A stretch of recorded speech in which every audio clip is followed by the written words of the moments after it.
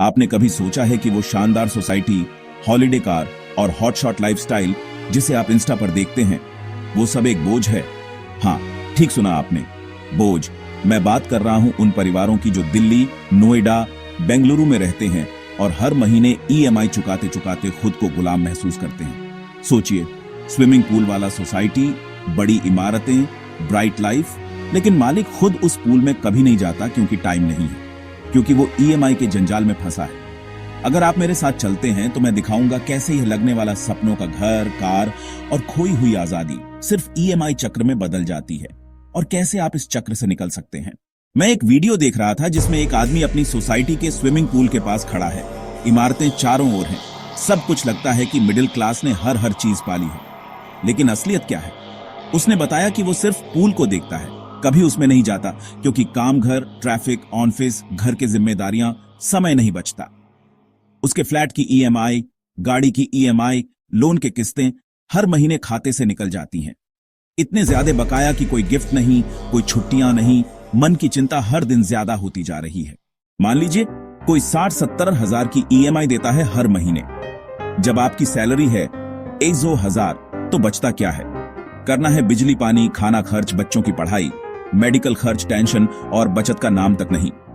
यह गलतफहमी कि मेरा फ्लैट है, मेरी कार है, इसलिए मैं सफल हूं, यह दिखावा है और यह दिखावा महंगा है।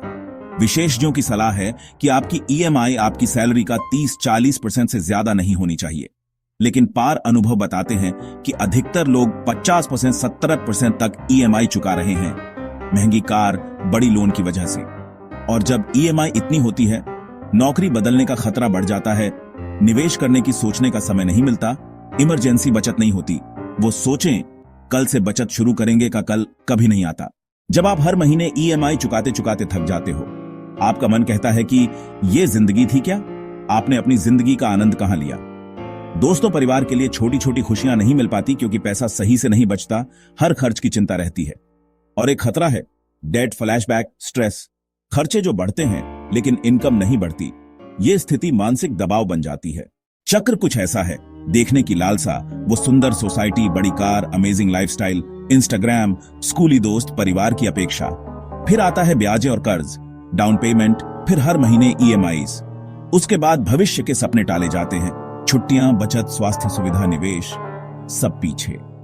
और समय के साथ बढ़े हुए खर्चे, इन्फ्लेशन, बच्चे की स्कूल फीस, ऊर्जा बिल बढ़ना। जब आपने बड़ा घर ले लिया, वो लगने लगता है कि आपकी मेहनत रंग लाएगी, लेकिन समय के साथ बस किश्तों का बोझ बढ़ता चले जाता है।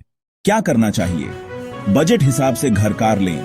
ईएमआई ऐसी हो कि मासिक खर्चों और बचत दोनों हो सकें।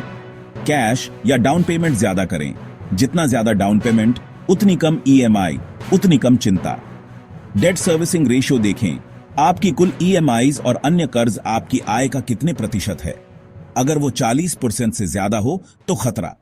स्थिर इनकम स्रोत है, इमरजेंसी फंड बनाइए, अचानक कुछ हो जाए तब संभालने के लिए। डिकॉर, शो, ओएनएफ पर कम खर्च करें, असली खुशी और सुरक्षा निवेश में करें।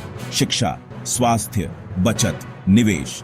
और सबसे जरूरी, खुद से पूछें, जिंदगी का मकसद क्या है? ये ईएमआई चक्र, ये दिखावा, क्या वो खुशी है जो मैं चाहता था? ईएमआई वक्त का गुलाम बनाती है, लेकिन जरूरी नहीं कि आप वहीं रहें। अगर आपने भी कभी सोचा है या फंसी हुई भावना महसूस की है, तो यह कहानी आपके लिए है। आप में से कितने लोग इस चक्र से बाहर निकलने की कोशिश कर रहे हैं? कमेंट में बताइए। और अगर आप चाहते हैं कि पाइजो की सीख चैनल लाए ऐसी और कहानियां, शेयर करें, सब्सक्राइब करें, ताकि हम मिलकर समझें कि पैसा केवल दिखावे के लिए नहीं, समझदारी के लिए है।